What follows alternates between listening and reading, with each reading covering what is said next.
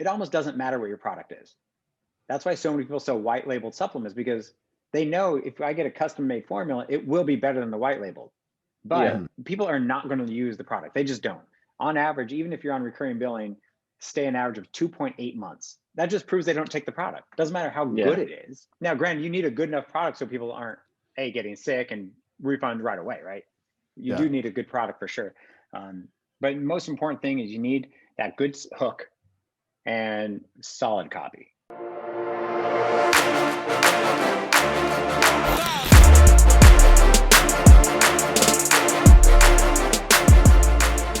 Welcome to Seven Figure Entrepreneur Podcast, the #1 podcast bringing you behind the scenes with real online earners. No fake gurus here. And today we have the wonderful Ryan Alarid.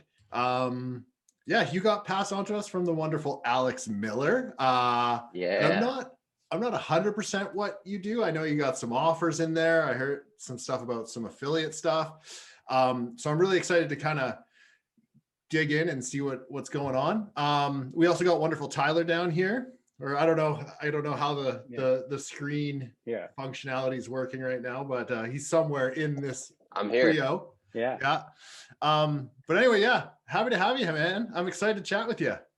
Yeah, thanks for having me. So a little intro. I'm out here in Vegas, so if anybody happens to be in Vegas ever, hit me up. I'd love having drinks. It's like a new hub of direct response marketers. I haven't like over the past 2 years, like everyone's moved here, probably from California for tax reasons. Cheap taxes, pretty much. I'm sure you're gonna get a lot more people coming that way too. Oh, for sure. What do I do? So anytime someone's in the direct response marketing world, it's only a matter of time before you do 1 thing, 2 things, 10 things, 12 things. And 100%. I'm in my growth area where I'm trying to diversify. I like to be partners with some smart people. So I started out in this industry working with this guy, Byron Walker, Michael Lovitch, people like that. I don't know if anybody knows them. Heard of Lovitch. Oh, everyone knows Lovitch. And I started out just being an affiliate manager, right? And this was maybe 10 years ago, 12 years ago. I don't want to make myself too old.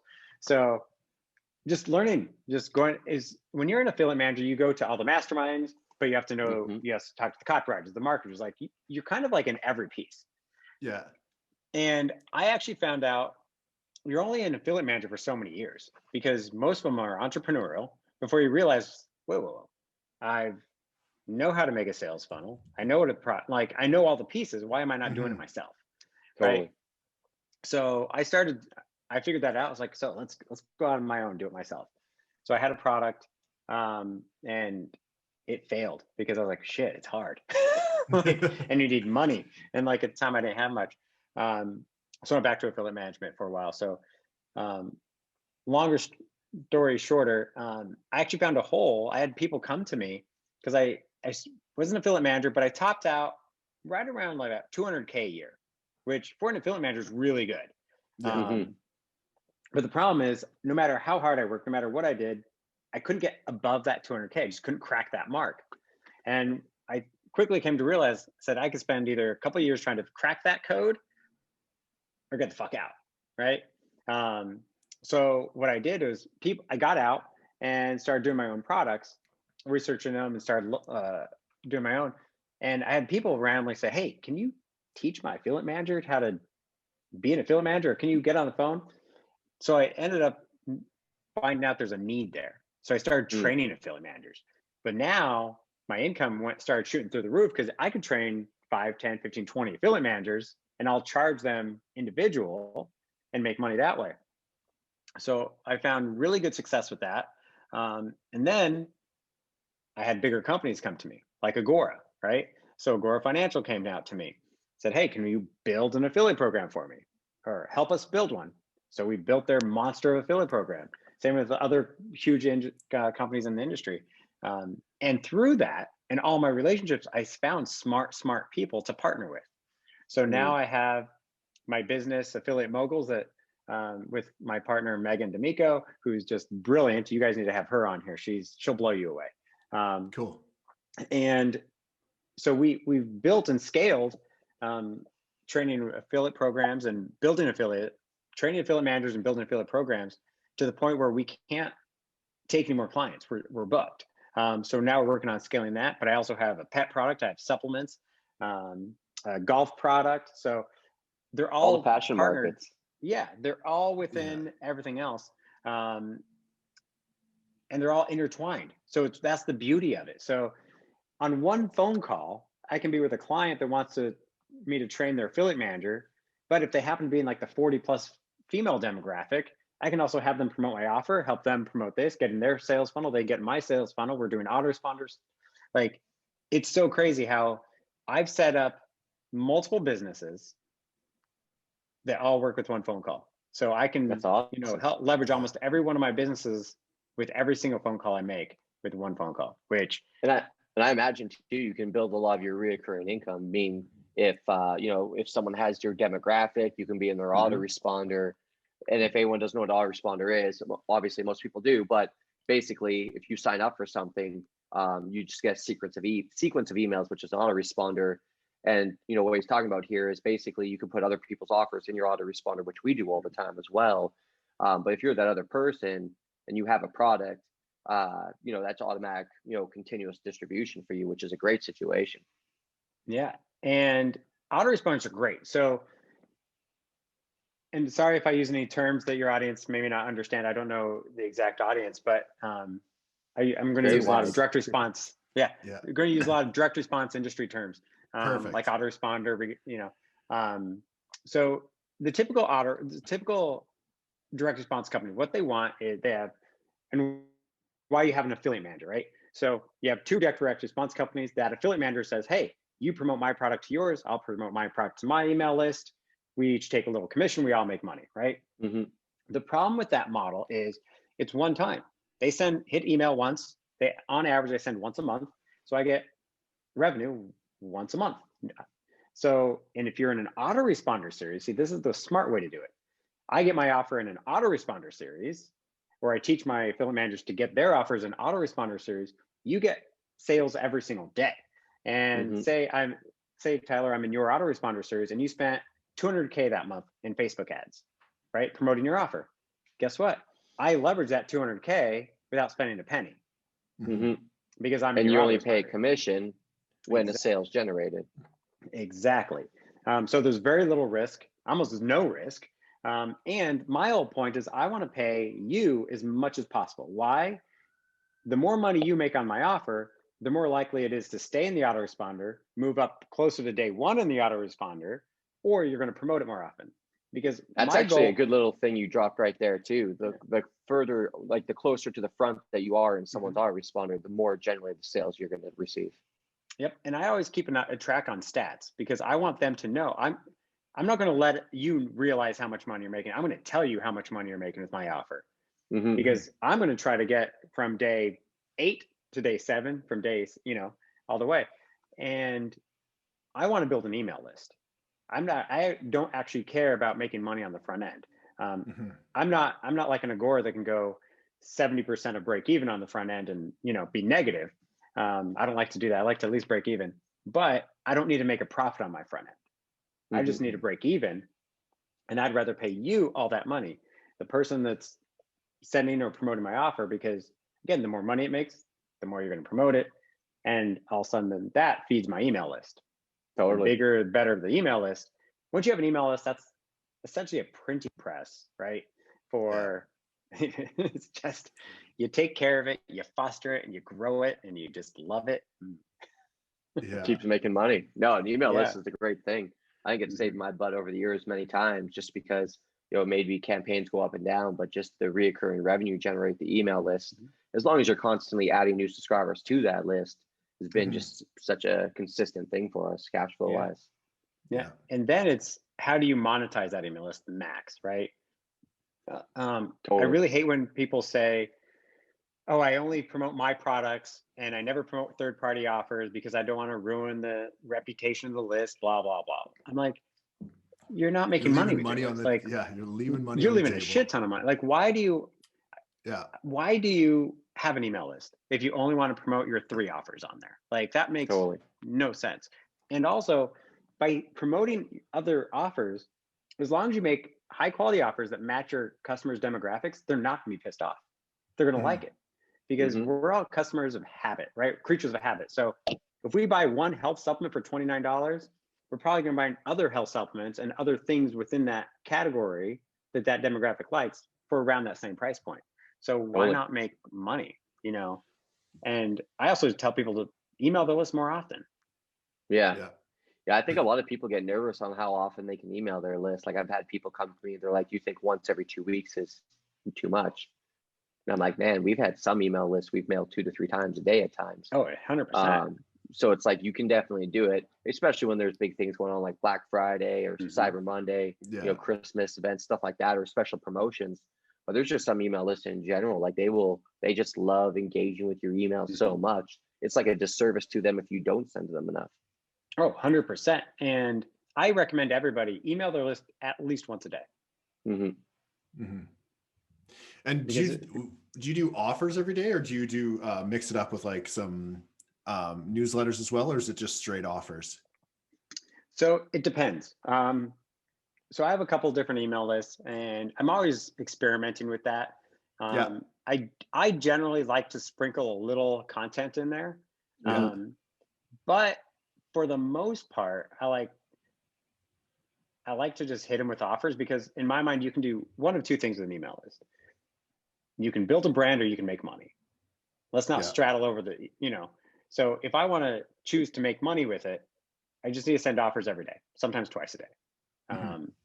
I do sprinkle content, but I don't know how good that is or isn't, because I want to condition my people to know when they get that email to buy or to open it, right? But again, I just make sure I don't have really shitty, scammy offers, right? Because that can really destroy an email list. Totally. Yeah, because A, I don't want to go into spam folders. B, I don't want to have unsubscribed. Yeah, no, it makes sense. That's cool, man. So before you actually got into this whole online world, like how did you even find out about it, and what did you do before this? Yeah, so I actually was very fortunate. I was in college and graduated college, then went searching for jobs, realized that to use my degree, I'm going to lose a lot of money, because just going to a corporate job, so I stayed a server bartender for about an extra year, saying, fuck it, you know, let's do that. Yeah. I'm in Vegas, one of the best places you can do. For sure. Yeah. Oh man, I'm sure the shit you saw in Vegas. Oh God. Yeah. I've got that's some stories for another podcast. Nice. And I met some really awesome celebrities along the way. Some kind of dicks, others that have an imagery of being mean, but like the nicest freaking people. Like, oh, so nice. That's funny. But about a year and a half later, I was like, you know, I do have a degree. I don't want to be having to serve all these rich people every day, right? Because it kind of sucks, like seeing all those Rolexes on the watch and on their wrist. And going, oh, where's mine, right? And I was like, I'm never going to be able to buy a Rolex or like live the lifestyle I want being a server. Like, even if I'm the best server, right? I want to be able to buy a nice car, not just lease it. Lease it for 1 year. And so I decided, all right, fuck it, let's take the hit. Let's do it. Let's go into a company. And I had two options, really. So my cousin's husband at the time was one of the big wigs at like the biggest marketing firm in Nevada, and pretty much offered me a fairly cushy management type job right off the bat. Or I also got another job offer, literally working in this guy's garage. Like, no joke, we were in the freaking garage working. And for some reason, I think my first job paid me like $27K a year. This other job the marketing job paid like $50K a year. Now this is in 2005, maybe, right? Yeah. Still shitty pay, no matter how you look at it. But I decided, let's go with the guy in the garage, right? I feel I'm going to learn more, you know, cut my teeth, see what that is. So little did I know, it was an online sports betting information space in direct response. Had no idea what direct response was, all this stuff. I learned so much about email marketing, affiliate marketing, how to get away with stuff, because we were trying to say, especially at the time, online betting was a little taboo in America. Like, it wasn't legal, but it wasn't illegal. It was like this weird gray area. But Gmail and Yahoo and Hotmail, all again 2005, didn't like them. So I had to find ways to email people without saying the word about betting information, without saying the word bet, make money, sports gambling, like any keyword that I need to tell. So I got really creative, which is very, I use those skills today. So I got that, pretty much cut my teeth in the online sports betting information, and it's so much fun. That's such a cool industry. That's funny, man. When you got the job there, was it just like you and that guy, or were there a few other people in the garage, or paint the picture a little bit? Yeah, so there were, when I was hired, there was me plus 1, 2, 3 other people. That Gotcha. was it. That's so cool. And were you Yeah. guys all kind of doing the same thing there? So we had the owner, which he was a fucking dick. There's not many people I hold a grudge against, but that guy was a dick. Yeah. I won't say his name. I'll leave that off. But if you know, you know. Gabriel. Gabriel. Yeah. I can take it. Yeah. So he was, I don't even know what the hell he did. He was the face of it. We had a copywriter he was a copywriter / pick maker. So we sold picks, right? So you wanted to see, hey, buy this pick package for the football, the NFL, Yeah. MLB, whatever games are next week. You buy the pick, and you can also get like deposit into this affiliate account to gamble and actually make bets. We had a marketing person and just an all around, just like admin person, but that was it. And I was doing all the affiliate stuff. Interesting, man. And then, so you got in sports betting, you learned that world, started like picking up your skill set. Where did you transition to after that? Yeah, so I I got out of that. So in 2007, the government really banned. They didn't ban sports betting, but they essentially dismantled the industry, because what they did is they put a law together, because they said, hey, it's not legal, it's not illegal, but what we know is we can't make money off it because we can't tax it. Yeah. So they made it illegal for any bank in the United States to take or pay out money from an offshore gambling company or bookie. Oh, interesting. So essentially, overnight, our industry crumbled. It's now back now, so that's good. It took a few years off, but so in 2007, I pretty much had no job, literally overnight. None of us did. Yeah. So I actually got with some friends. We're all roughly didn't have jobs, so we got drunk at a bar, as you do. There are a few of us. We had an idea, and we actually created a powdered energy drink. And in 7-8 months' time, we went from concept drunk at a bar to almost every convenience store in the United States. We were going into Sam's Club. We were going into Walmart. We were going we had Paris Hilton. We had 50 Cent as some of our spokespeople. Like we went 0 to 60 like that. We had investors. Crazy. We were getting investors just so we could buy more inventory for the next month. Yeah. And there was like a powdered energy drink. We were on the cover of a lot of magazines. The success we had made Gatorade reach out to us about how we did our packaging, and they created their own little Gatorade packages because of us. So we had a lot of dilutes in water. Yeah, you just put in a bottle of water, shake it up, and you're good to go. Oh, nice. What was it called? It was called Zazaz Energy. I don't know if I ever had that. We had a competitor that came up after us called Zip Fizz that they still sell today at like Costco and Sam's Club. Oh, crazy. What happened with that company? I'm sorry? What happened with that company? See, what happened was, again, I won't name names, but we had one of the partners in the company kind of shaving off our investment. Like someone would invest $1 million, right? But what he would do, he would say, hey, we got an investor. He came in with $500,000, right? So we're all excited for $500,000, and he would pocket the rest. Wow. He would make deals. Like he was really great at hiding things, like cooking the books. He was literally like a money launderer. Like we would have inventory that cost $250,000, right? But he says, hey, this batch of inventory was $350,000, right? And he'd just take that extra $100,000 for himself. Wow. So the problem is when you have a 10, 20, $30 million company, and you do that for about 3 years, and you think you have a $10 million company where you really have a $50 million company, you pay taxes on a $10 million company. You don't pay taxes on a $50 million company. And the US federal government, the IRS, does not like it when you do not pay taxes on a $50 million company. So one day we're all working and literally guns ablazing, doors being knocked down, all the exits covered, people on the roof, just like the movies, the black, SUVs, like fully automatic weapons. Literally, they come bashing in the office, literally guns to everybody's head, yelling, get the fuck up right now. And you're like, all right, you're like, what is going on? And there's a little pile of pee in your seat. Like, and long story short, he went to prison for 12 years. Wow. Yeah, he just recently got out. The government still has all of our assets seized. So that company went bye-bye. Jeez. Yeah. Wow. Luckily, thank God, if our names, my name wasn't on everything. None of our partners' names were on anything, but we could easily point that we were innocent, which is thank God. They actually cleared all the partners within hours, and they were watching this guy even from previous companies, which again, we had no idea.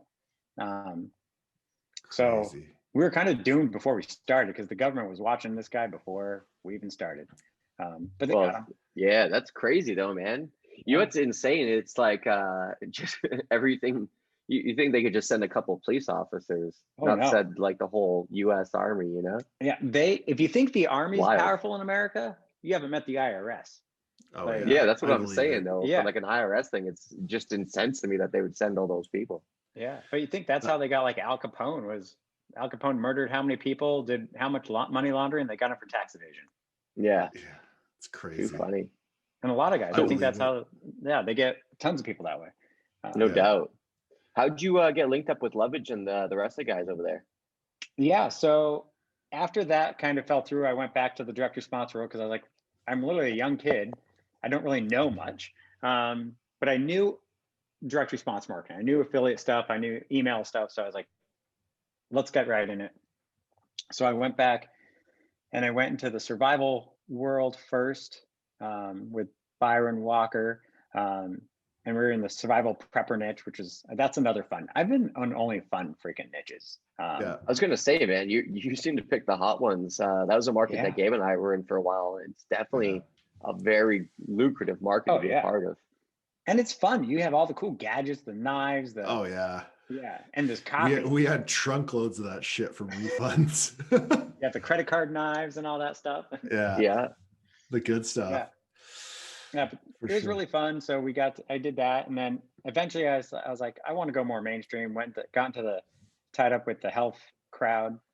Yeah, and that's where I met Lovich. I don't even know how I must have been introduced to him somewhere, but I started working with Lovich back when he had a supplement company, a weight loss company, and since I found the weight loss niche, the 40 plus female demographic, I found out that they buy a lot. Yeah. And their email lists are huge. So all the way to today, the 40 plus female demographics really my bread and butter. Nice. What kind of market? Very good. What kind of stuff do you find works best in that market? Anything that has to do with sleep, like getting more sleep or weight loss, just hands down. Yeah. Every single time, huh? Every single time. Yeah. Interesting. I didn't realize sleep was such a big market. I heard there's a pretty big offer in the marketplace now. I think it's called Resurge. Yep. Have you heard of that one? Resurge is just going up. I think that one's just going up on Digistore 24 and ClickBank, I believe. Interesting. Yeah, I heard they're absolutely destroying it now. It's like a sleep / weight loss supplement, isn't it? Yeah. Yep. Because those are the two things that will always work. Americans need more sleep, and we eat McDonald's. So as long as McDonald's stays in business, we love McDonald's. Good. Yeah, no doubt. Man, I don't know the last time I had McDonald's. I'm kind of jealous. Yeah. I haven't. I would like to say I don't remember, but it was last Friday, and I had that. Did you actually? Yeah. What'd you have? We were at a 10-piece with honey mustard. Oh, you should try it with just regular honey. Yeah?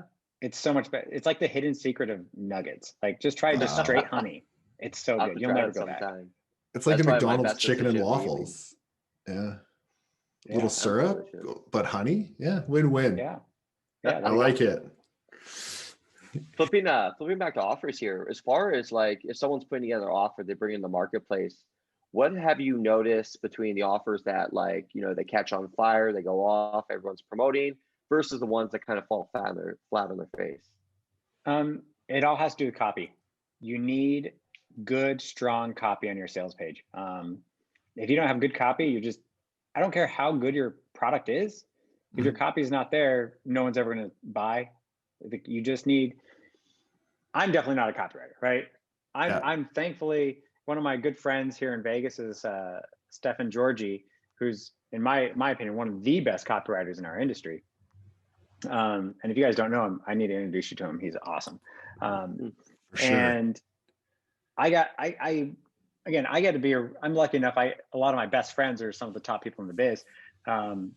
So I just get to be in conversation with them on our normal Friday night. And I actually was with Agora Financial building their program for like 4 years. And they have the best copywriters, don't they? Yeah. So they're all copywriters, right? I usually tell people your product, it almost doesn't matter what your product is. That's why so many people sell white labeled supplements, because they know if I get a custom made formula, it will be better than the white labeled. But people are not going to use the product. They just don't. On average, even if you're on recurring billing, stay an average of 2.8 months. So whether they stay on 2.8, that just proves they don't take the product. Doesn't matter how good it is. It just, now granted, you need a good enough product so people aren't getting sick and refund right away, right? You do need a good product for sure. But most important thing is you need that good hook and solid copy. So it's not about having the best product, but it's the best product with the best copy. Yep. And I would say secondary, let's get a product that, if you do get a good product, you do have an opportunity to get past that 2.8 months. Again, I'm not bashing white label products. There's some fantastic white label products out there. But a lot of people want that unique selling point, and a lot of white label products, it's harder to do that because you have 12 other people selling the same product, right? Yeah, no doubt. But like Agora would have like a weight loss pill, and they have very aggressive copy, but it might be like, Hitler's found in Hitler's bunker, his secret, and you're like, wow. Little do they know they're selling you a sleeping pill, right? Yeah. Or a financial newsletter. Like, it's crazy how they can take this strong hook that's so in your face, you can't do anything but read it.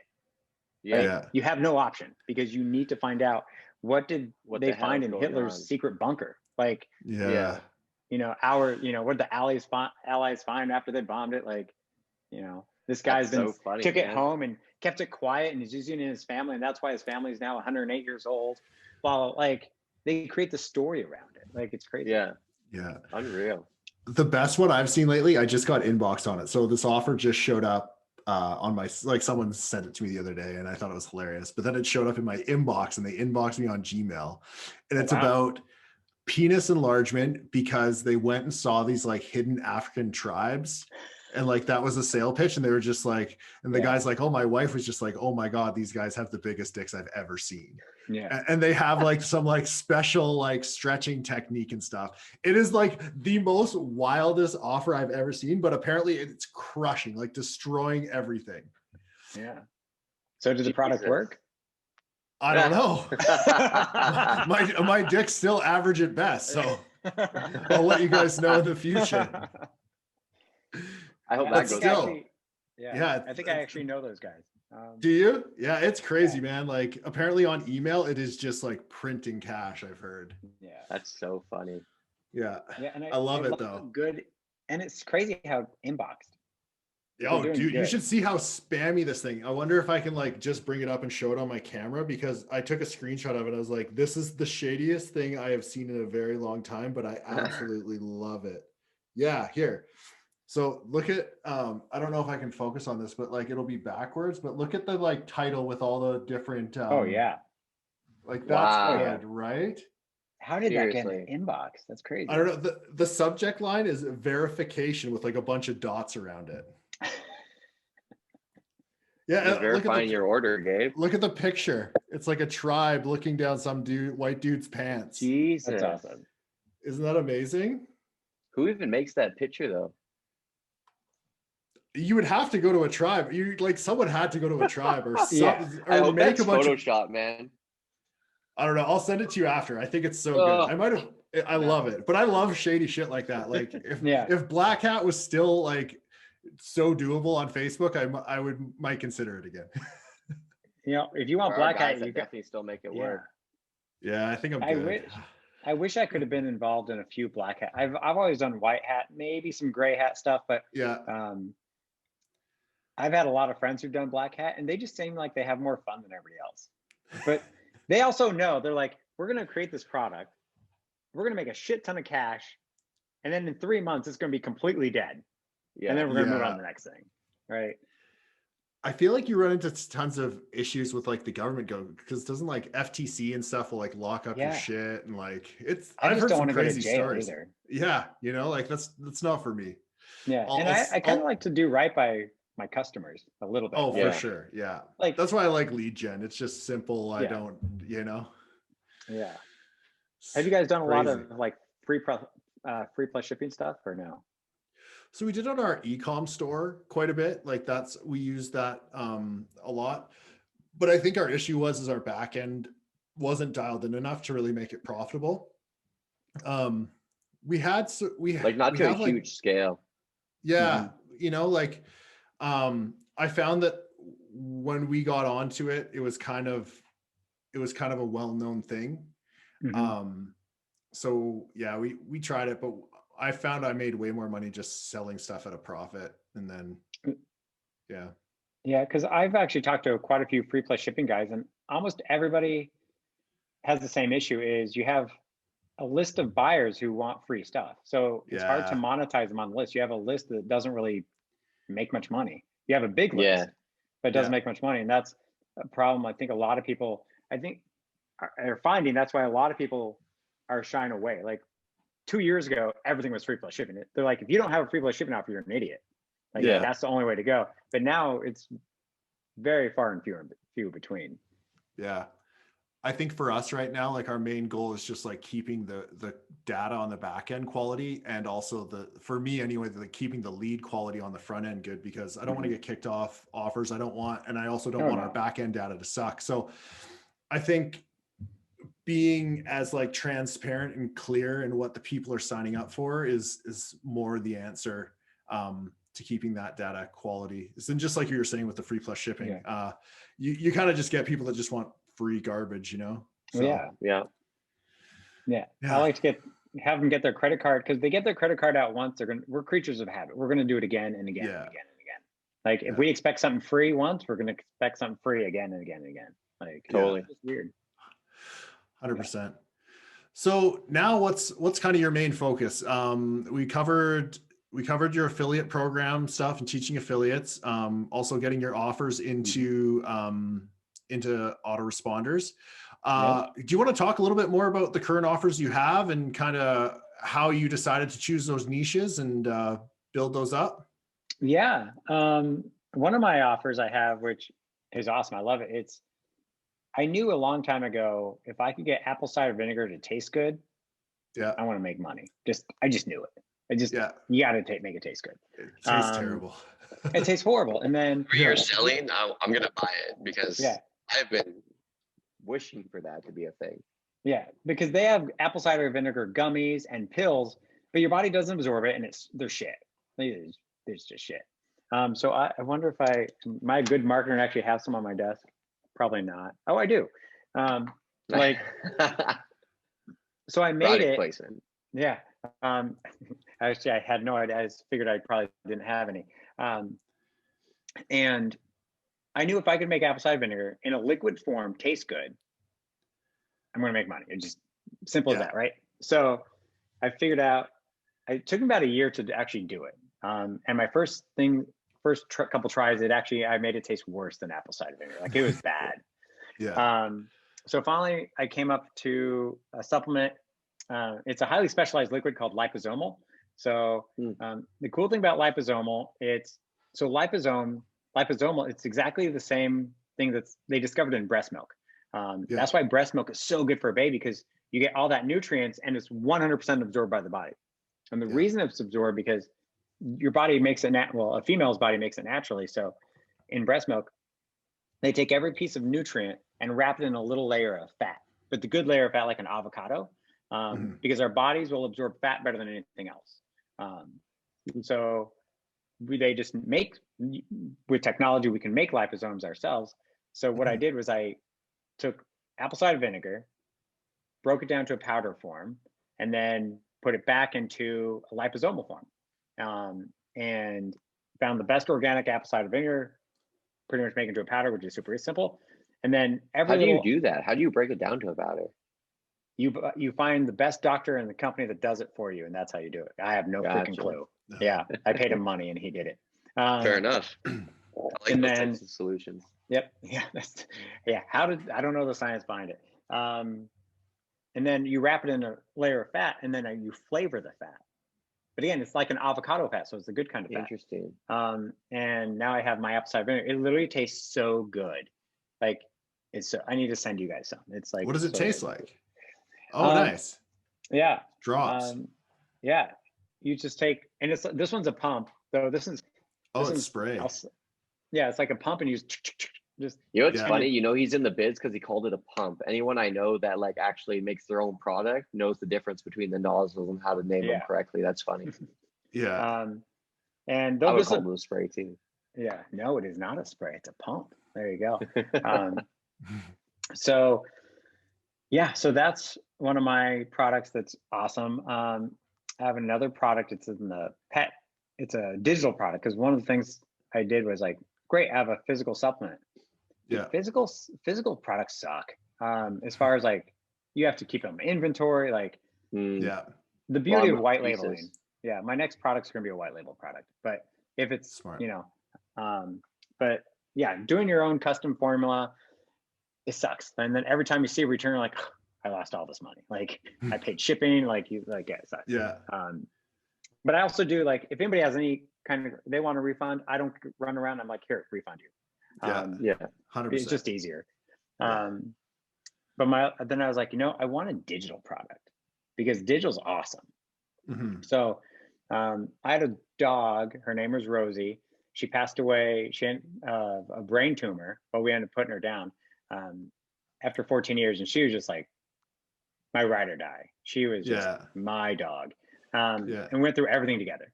She was like my first dog I got on my own, that, after college, and we went through, a divorce together, went through a lot of life. I was gonna say breakups. We went through a lot of breakups. We went through buying and losing houses. We had to short sell stuff. She was my coming of age, right? And the day I lost her was one of the saddest days of my life. And I started thinking, I was like, how did she die, right? How did she get this brain tumor? And then I started researching dog food and all this, and found out that dog food is really shitty for your dog. Like, horrifically shitty for your dog. So long story short, I actually created a digital product. It's a set of four, soon to be 5, ebooks. So there's homemade dog food for your dogs, homemade dog treats, homemade shampoo and supplements, and then weight loss. And I'm also going to do a picky eaters one. So it's just a bundle that you make your own dog food for your dogs. That's genius. Yeah, that's cool. Would you ever, I know you said digital products suck, but would you ever make your own like dog food to sell? If I found the right partner to do it with, yes. Yeah. I don't want to do anything alone, physical products anymore. Yeah. There's just too much of a headache. I'm assuming a lot of the food is pretty, like, those are pretty fresh meat though also. So it might be tough to store that, wouldn't it? And so keep the quality of the nutrition up. Yeah. So the problem with dog food is a lot of times you have good ingredients, but the fact of how they make it under high heat, high pressure pretty much makes the dog food pretty much cause cancer. Like, it's crazy. Jesus. Yeah. And then you think, all right, cool. Well, let's go to the grocery store or the dog food store and get that high-end raw meat dog food, or like the fresh dog food, right? The problem is there's very few regulations on dog food. So there's nobody regulating the temperature of that refrigerator. You put it in your car in Vegas, it's 120 in the summer. what if you happen to go run an errand? They did a study. I need to actually have it documented. It's actually on my sales page. That like 90% of the raw dog food that you buy in stores, by the time it gets home, whether they did it at the factory, because again, there's very little regulations even in the factory. So any time along the chain, in the fridge, on the way home, they found that 90% had at least traces of E. coli in it. Like Crazy. Wow. crazy. So if you think about it, what's the healthiest meal you can make for your family? Fresh. Making food at home, right? Fresh Yeah. food at home. Make it yourself. You know all the ingredients going in. You have full control. Same with dog food. And the way I have it is, it can actually be cheaper to make your own dog food at home, because you can choose. You can go to Walmart and get a big pound of ground beef, the cheapest ground beef you can, which is probably still better than what you get at the dog stuff, because it's for human consumption. For dog food, when it says chicken is the first ingredient, it can be any part of the chicken. It can be rotten chicken, and it usually is rotten chicken left over from the processing plant that they sell to the dog food places. Jeez. Same with the beef, same thing. So even if you get the cheapest beef you can find or chicken, you can still make it. Or you can go on the other end. You can go to Whole Foods, get the most organic thing you can. It's totally up to the person making it. I'm sure a lot of dog owners do. Yeah. I was gonna say, man, if I had a dog, I'd be buying your ebooks right now. It's just like, I've never heard this before. No, it's really, and honestly, even if someone made their dog food, you can prep it just like you can. Like we make ours in a big pot every Sunday and throw it in a big bin, and it's good.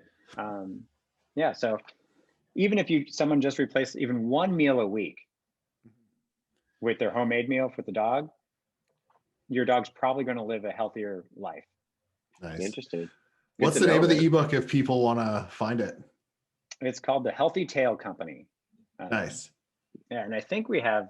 Yeah, I'm sure if you just Google it, it's on there. Cool.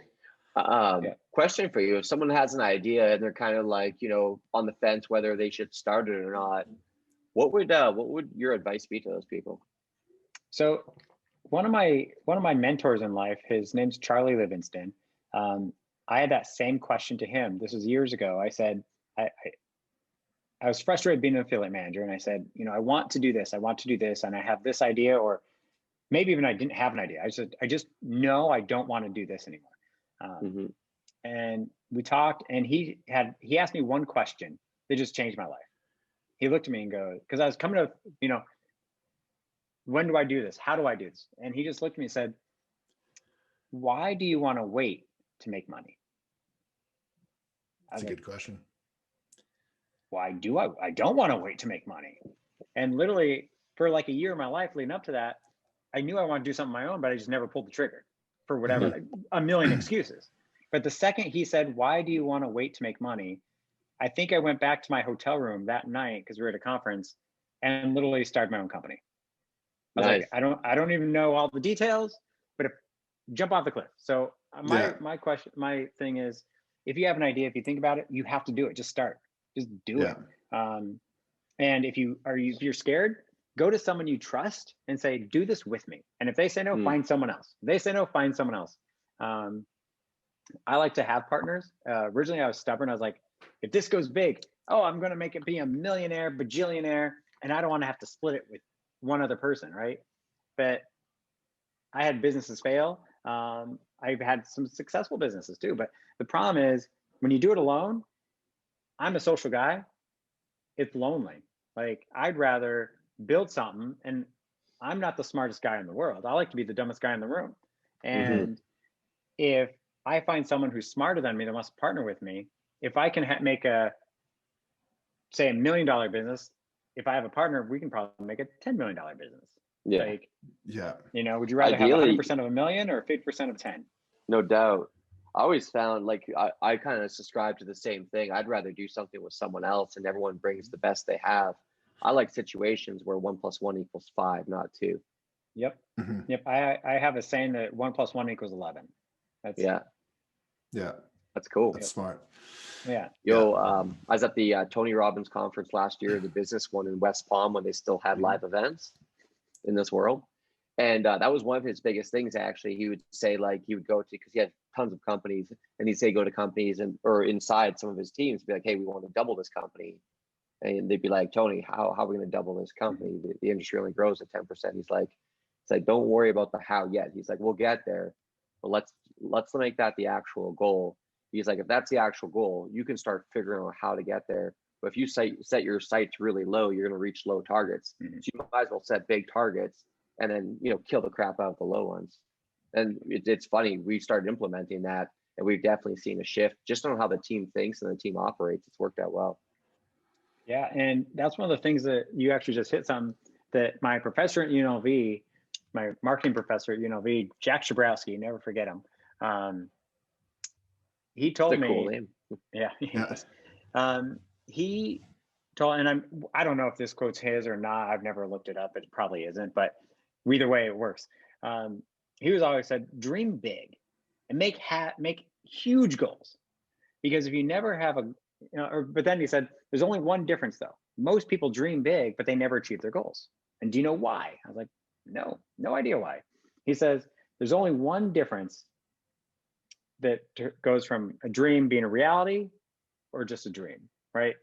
Or make a dream into a goal. And he said, a deadline. That's the only difference.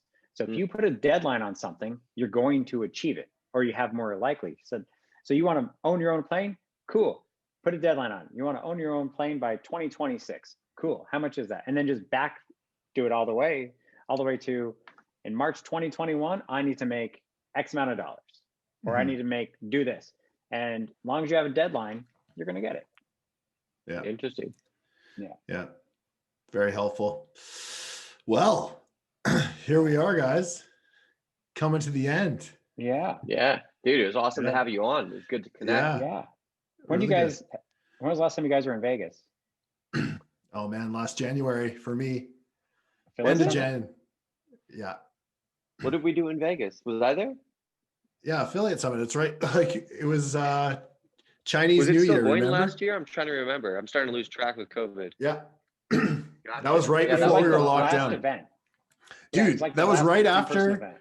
Yeah, that was right after you like had cold sweats in a hotel for like 3 days. You're like, I don't know what's wrong with me. Oh yeah, that's right. Shit, you're patient zero. I might be. You know what? It was Chinese New Year there, so he might not have been. Yeah, that's true. I don't know. I remember it was bumping. That, man. The Cosmo was bumping. Yeah.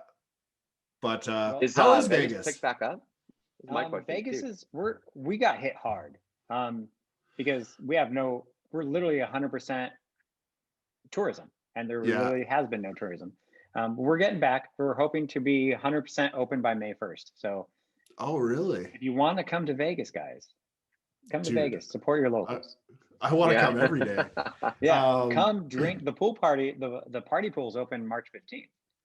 That's gonna be interesting. Is everyone just gonna be rocking masks in the pool? Probably. I don't know. Yeah. Who knows? That'll be an interesting sight. No clothes, but a mask. Yeah. Yeah, right? Yeah. But we need to, next time you guys come down to Vegas, let's have a drink for sure. Yeah, 100%. Absolutely, man. I love Vegas. Sure. I miss it. So I'm definitely down. And Vegas has so many cool spots too. Yeah. Yeah, it does. It's like, and I feel like you like it's never ending. Like you never really like you just kind of stick to what you know, and then every once in a while someone's like, "Let's go here," and you're like, "I didn't even know this place fucking existed. This is amazing." That's a game we have move. So many cool things too. Dude, we all stay at the fucking Cosmo and never leave it. It's we'll go to a speakeasy when you come down. Yeah, it's so nice. Cool. Dude, I love those. That's awesome. Yeah. Cool. Sounds great, man. Cool. Yeah. Well, thank you for having me, guys. Thank you so much. Yeah. Thanks again. Appreciate the time. Yeah. Thanks to everyone listening today. For everyone watching, please do not forget to subscribe to our YouTube. And for everyone listening, please give us a 5-star review on iTunes, Spotify, or Stitcher. Yeah. I love it. All right, guys. We will see you on the next one. Perfect. Thanks, guys. Bye. Later.